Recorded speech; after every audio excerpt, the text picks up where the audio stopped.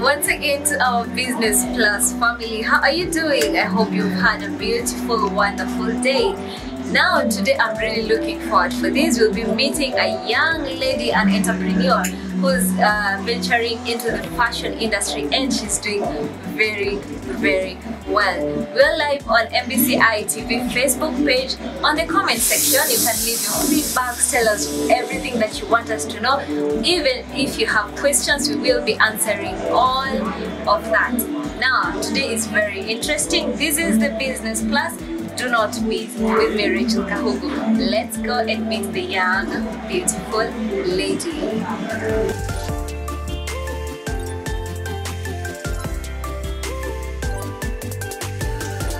Yeah, so I'm here with Jane Wanjiru, a very young entrepreneur, and today I'm looking forward to learn a lot, as well as making you learn a lot, because as you said, business is more that meets the eye. Jane, hi. Hi. How are you doing? I'm fine. Nice meeting you, finally. Nice to meet you too. Yeah.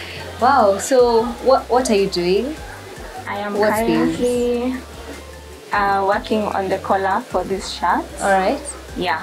Okay. Yeah. Wow.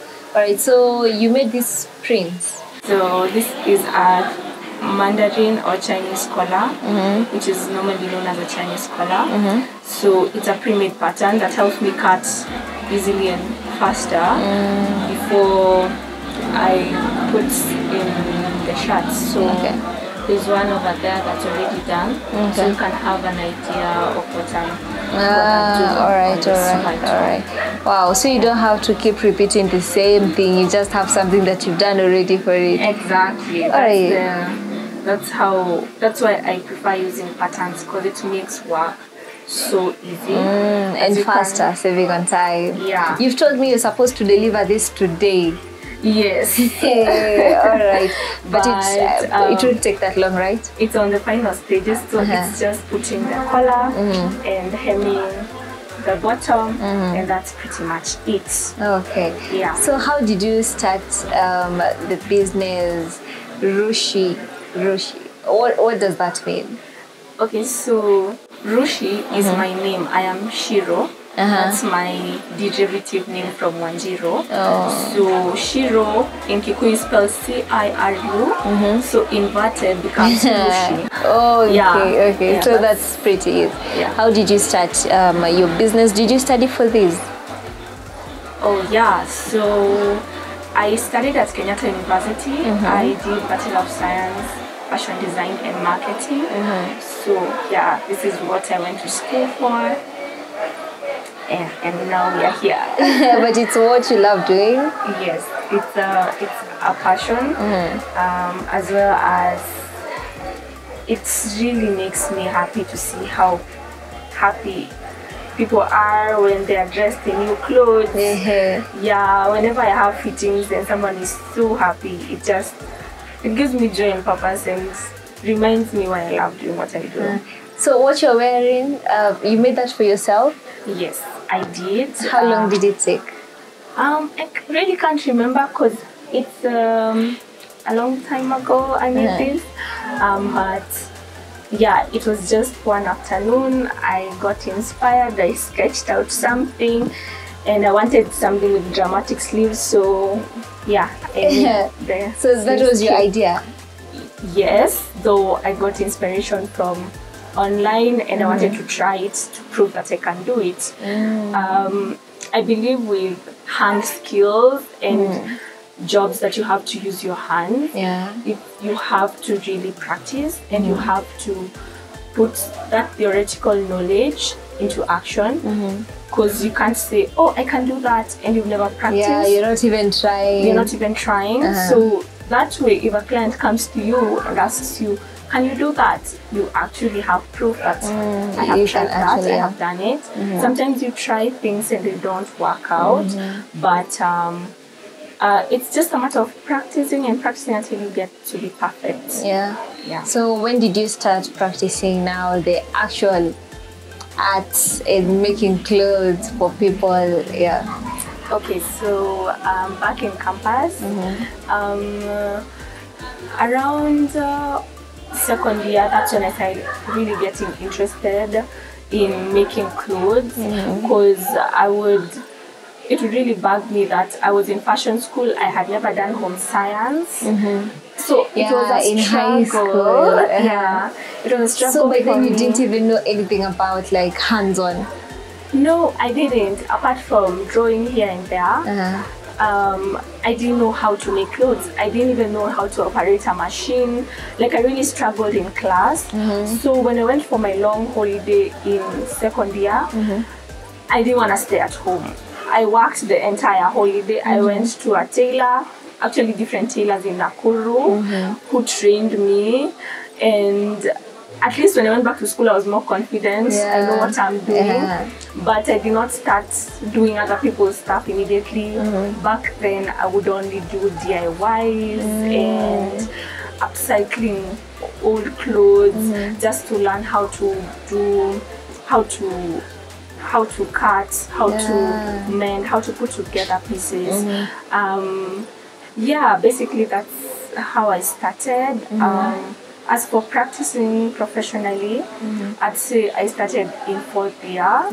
That's when I was confident enough to take orders and to say that I can make that and confidently take someone's money and do it. But I was still shy, so I'd tell just like my family and friends, just buy fabric and bring it to me. It will help me to practice. Yeah. So by that time, but at fourth year now, did you have your shop or did you have machines? How did you start? Okay, so no, I did not have a shop at fourth year. I was still a student, still struggling. So, but I had a machine, and then I got gifted another one. So like at least I had two heads of machine. One was manual, the other one was electric. So I was able to, plus in school we also had good machines that we could use. So in fourth year I only had machines. I would work from my bedroom. I started out working in my bedroom for the longest time, even when I started the online shop, like because I opened an Instagram page for my business.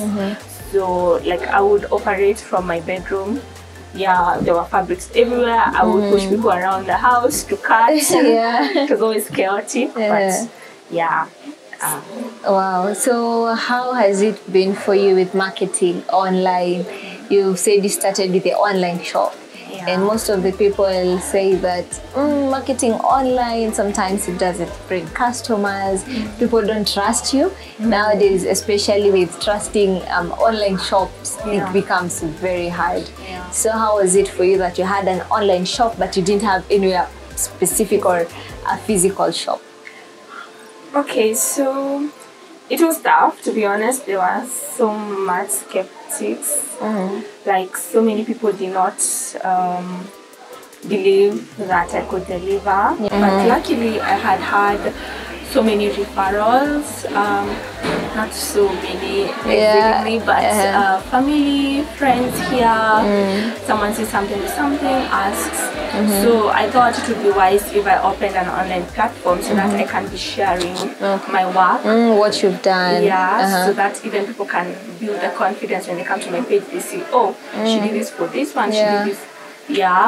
So online, penetrating the online market is pretty hard, but at least now with time people are learning, oh, Rushi is doing this, she's good at what she does, so people are getting more and more confident. Alright. So apart from the online platform, your Instagram page, and now being here physically, what are maybe other forms of marketing that apart from you'd advise someone who's just getting into such a business to go into? I'd say referrals. Referrals are big when it comes to fashion. Especially not once or twice I've been told by a client, someone stopped me at the mall, I gave them your number, and that's how I got myself a new customer. There's also TikTok. TikTok is also a platform where people are just open to new ideas. People are open to like trying new things. I started posting on TikTok just out of sheer like, people are getting on TikTok, so let me try this TikTok thing. And I've gotten customers from TikTok, which is shocking. More customers from TikTok than Instagram. Wow. So there's actually something that's happening on TikTok. I'm thinking also the way you do your work, the standard of your work will also sell you out there. Sometimes maybe you may not necessarily have that client who refers you, but they'll be asked. So do your best. Make your work so professional. Make your work so neat. That way, even the client does not have to speak. Your work speaks for itself. And I've seen you so specific with what you do. Like even just cutting the pieces, it's so specific. So that means you really have to be good at what you do when it comes to fashion. Thank you. All right. So we'll be getting the 5 minutes tip, Business 101. Then we'll be back for more. Business is more than meets the eye. You have to be so good at what you do that your business will sell you. Hi, my name is Shiro, and I have a few tips for those people who want to start a fashion business. One would be how to maintain your clients. The best way to maintain your clients is giving them the best service and maintaining a standard for your work. Ensure that you're giving each and every piece you work on, each and every project, give it your all, and treat each and every client respectfully. Always take each and every order seriously. Don't do one order very well because maybe they're paying you more, and the one that's not paying you more, you do it substandardly. Always maintain a standard, and that will sell. Another tip would be how to manage your finances in business. This is actually something I'm still learning and growing in.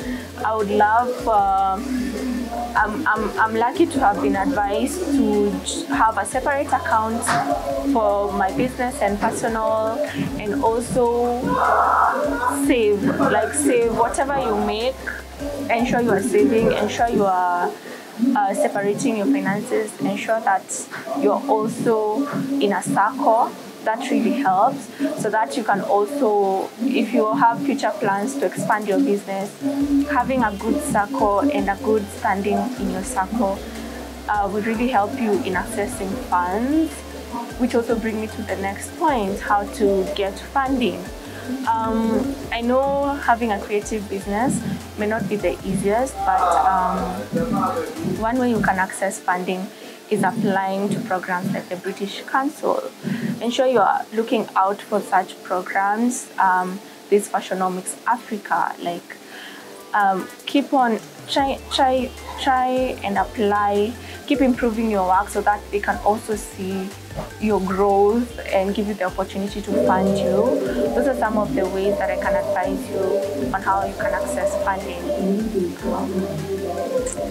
Also, try to access ways you can learn how to run your business.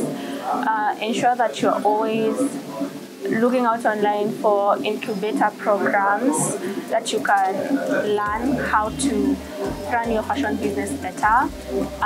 It's not easy to start a business, have no one to go to for advice, but some of these incubator programs will help you and equip you in how you can be able to run your business successfully. Always stay hungry, keep learning, don't stop improving your craft. In everything that you're doing, put God first and always pray for your business. If you'd like to start a fashion business, one would be, it's not easy, it's challenging, so you have to be very determined and don't give up easy, and also start where you are. That is my advice for you guys. I am Shiro. I run the fashion brand Rushi Fashion, and you're watching Business Plus.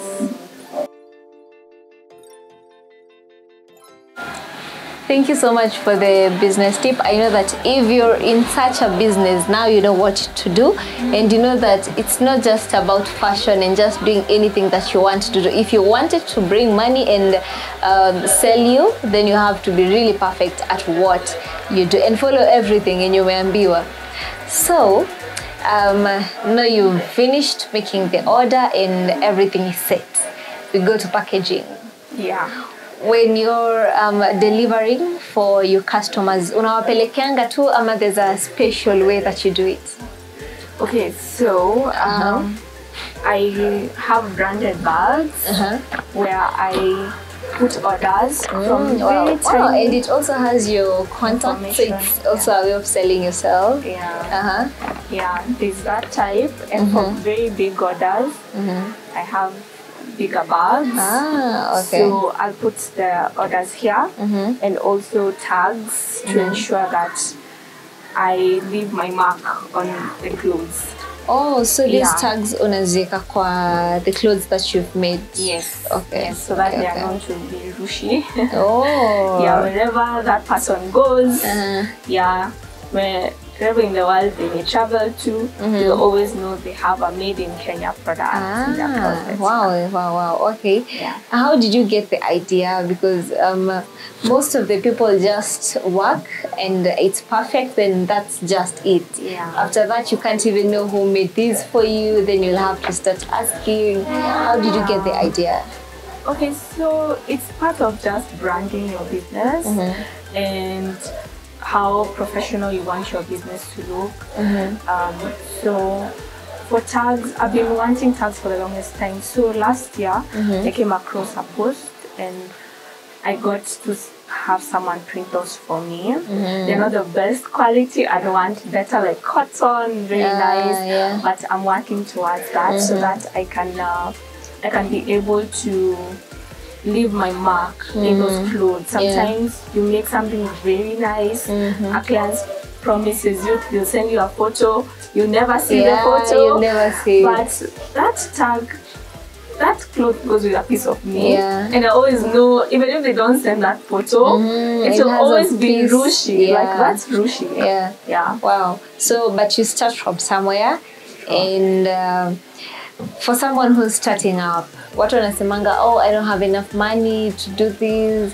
What can I do? You've told me you just started with 2 machines. But for someone who's starting, hana yo machine at the moment, how much capital, around how much do I need to start such a business? Okay, so I would advise anyone who is interested in tailoring and design, get yourself a machine. That's the basic. Get yourself a machine and an iron. It doesn't have to be expensive. Just and a table where you can cut. Like basics. That's all you need to get started with your designing and tailoring. And aside cutting from the floor, I used to cut garments. Yeah, on the floor. It's not a dirty floor. It's clean. I still cut big pieces on the floor. Like, you just have to be able to start. And I think the most basic thing you need to get yourself a machine. Even if it's manual, even if it's electric, whatever you can afford. Manual machines start, I think, at around 13,000. I don't know. You can get that machine and get started. Start practicing. And make it perfect. So you can just start from where you are. You don't have to have like 150,000, 1 million. There's no point of overthinking it. Like everything I have has been over the years since campus, just collecting things. If it's fabrics, collecting fabrics. Like having a machine was basic because of assignments in school. So we were forced to have our own sewing machines to make work easier, so that you're not always having to go to school to work. So you can do it from home. So I think just having a machine and having the passion, if you're willing to learn to tailor, you put in the work.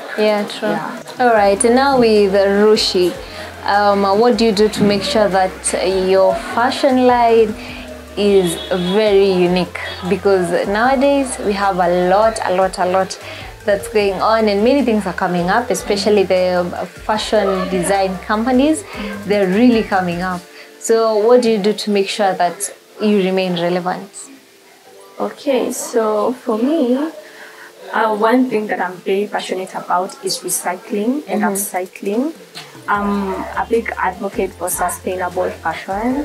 Most people don't know about this, and that's why I always say whenever I'm given a platform, I talk about it. So some of my fabrics you can see in the display from here are from Tumba. So I take this Tumba fabrics that I get when I see a unique print. I'll go buy it and make something beautiful out of it and sell it. Wow. We know that textile waste is one of the biggest polluters in the of our world. Like, it's one of the biggest polluters of our environment, and we need to take care of our environment. And I would urge each and every person in the fashion industry to take it as their own initiative to recycle, upcycle. You don't have to always make clothes with new fabrics. You can always go buy those which are being resold. The same way we buy Mtumba, you can use your Mtumba fabrics and make beautiful pieces. This is recycled fabric. Oh, really? Yeah. This is so beautiful. This I bought in Gikomba. It is just an old cutting, and you What make do you something mean? out of it. Wow. And it was for a project I did in school, and so many other pieces in the rack that are recycled. So I think moving on, I'm thinking a lot more of how I can incorporate sustainability in my brand to make my brand even more unique. Wow. Wow.